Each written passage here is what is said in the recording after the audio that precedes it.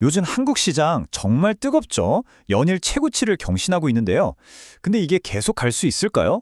아니면 혹시 거품은 아닐까요? 오늘 저희가 최신 금융보고서 두 개를 딱 놓고 그 답을 한번 찾아보려고 합니다. 자, 그럼 2026년 초, 지금 시장의 진짜 모습은 과연 어떨까요? 그냥 감이나 예측 말고요. 데이터가 보여주는 진짜 현실 말입니다. 그래서 저희가 준비한 게 바로 글로벌 투자 전략 보고서, 그리고 하나투자증권의 국내 은행 산업 보고서, 이 두 가지 핵심 자료입니다. 이 데이터들을 하나씩 아주 샅샅이 뜯어보면서 시장의 현주소를 명확하게 짚어볼게요.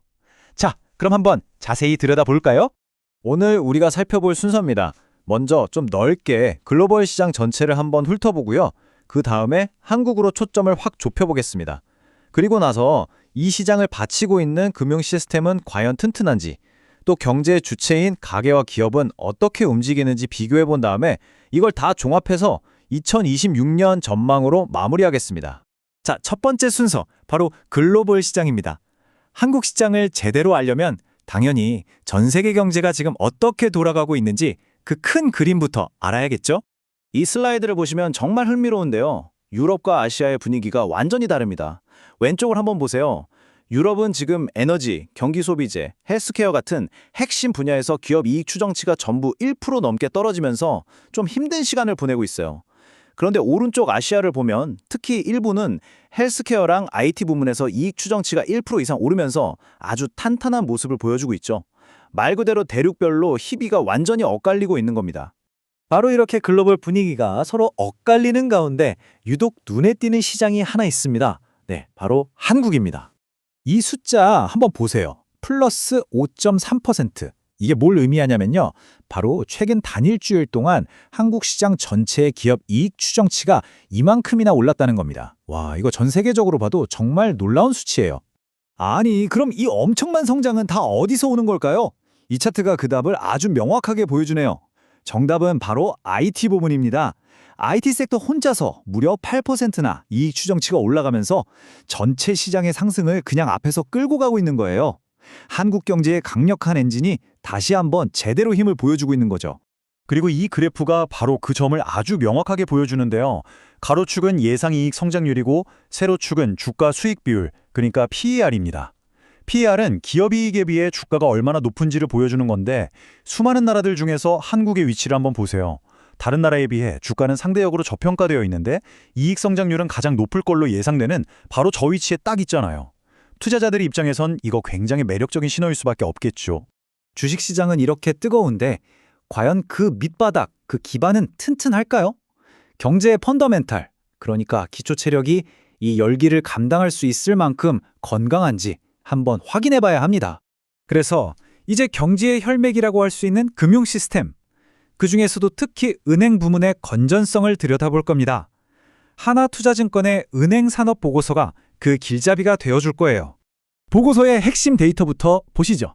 2026년 1월 기준으로 은행에 들어온 돈, 즉 총 예금이 작년보다 3.4% 늘었습니다. 반면에 은행에서 나간 돈, 총 대출은 3.2%가 늘었죠. 숫자는 비슷해 보이지만 여기 아주 중요한 의미가 숨어 있습니다. 핵심은 이거예요. 은행에서 나간 돈, 즉 대출보다 들어온 돈, 예금이 더 많다는 겁니다. 그리고 이런 현상이 무려 7개월째 계속되고 있어요. 이건 뭘 의미할까요? 바로 은행 시스템의 유동성이 아주 풍부하고 안정적이라는 강력한 증거입니다. 시장에 돈이 마르지 않고 잘 돌고 있다는 뜻이죠. 하지만 이 전체적인 안정성이라는 그림 뒤에는 또 다른 이야기가 숨어 있습니다. 대출 데이터를 경제 주체별로, 그러니까 가계와 기업으로 딱 나눠서 보면 아주 흥미로운 차이가 발견되거든요. 먼저 가계 부분부터 볼게요. 보고서의 핵심은 가계대출이 2달 연속으로 순감소했다는 점입니다. 이게 무슨 말이냐면 사람들이 빚을 새로 내기보다는 기존의 빚을 열심히 갚아나가고 있다는 뜻이죠. 특히 주택담보대출이 이렇게 2달 연속으로 줄어든 건요, 2002년에 관련 통계를 집계한 이래로 역사상 단 2번째 있는 일이라고 합니다. 정말 이례적이고 의미 있는 변화라는 거죠. 가계가 허리띠를 졸라매면서 재정 건전성을 다지고 있는 모습이라고 할 수 있겠습니다. 자, 그런데 기업들은 정반대의 움직임을 보이고 있습니다. 이 그래프처럼 기업 대출은 꾸준히 늘고 있어요. 이건 기업들, 특히 대기업을 중심으로 투자를 위한 자금 수요가 계속되고 있다는 신호로 해석할 수 있습니다. 가계는 안정을 추구하고 기업은 성장을 추구하는 모습이 아주 뚜렷하게 나타나고 있는 거죠.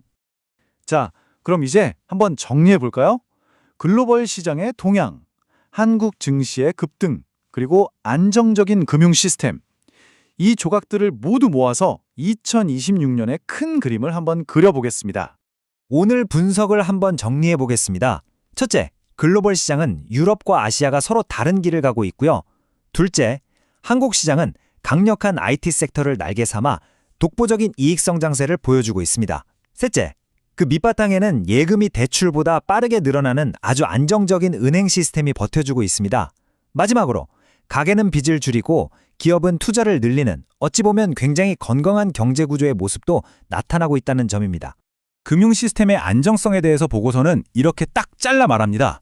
수신자금 이탈에 대한 우려는 다소 과도하다. 그러니까 시장의 일부 걱정과는 달리 은행의 자금 조달 능력은 매우 안정적이라는 전문가의 진단인 거죠. 그래서 이 보고서가 은행 산업 전체에 내린 투자 의견, 바로 긍정적, 포지티브입니다. 경제의 심장이 튼튼하다는 걸 공식적으로 확인해 준 셈이죠. 정리해 보죠. 튼튼한 금융 시스템이 뒤를 든든하게 받쳐주는 가운데 IT라는 강력한 성장 엔진이 시장을 이끌고 있습니다. 과연 2026년 전 세계 투자자들이 가장 주목해야 할 곳이 바로 한국 시장 아닐까요? 데이터는 그렇다고 말하고 있는 것 같습니다.